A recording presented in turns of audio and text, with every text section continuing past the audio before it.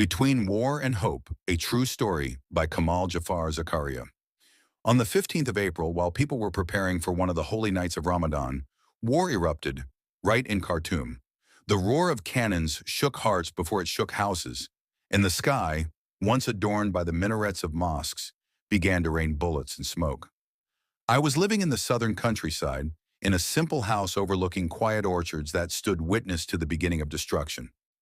One day my neighbor, Sami, came to me, her eyes filled with fear greater than words. She spoke in a trembling voice. "Kamal, we're going to a safe area. Please stay in our house and guard it until we return.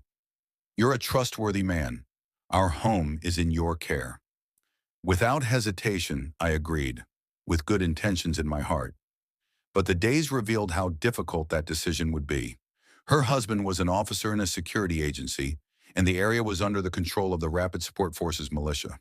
Suddenly, the house became a place of suspicion, and people around me whispered, "That house belongs to an officer."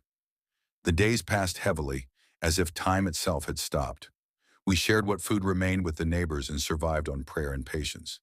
Then on a stormy day filled with fear, 7 armed men knocked on my door. "Are you Kamal?" I didn't answer. I looked down at the ground, whispering in my heart, "Oh God, grant me safety." One of them said, "This house belongs to an officer, doesn't it?" My legs almost gave way, but God's mercy intervened. After a brief discussion among themselves, they decided to leave without harm, as if an unseen hand had turned them away. But the night brought no peace. That same night, I heard voices from my neighbor Hassan's house. He was speaking nervously with militia members. Without thinking, I called out, "Hassan! Hassan!" They heard me.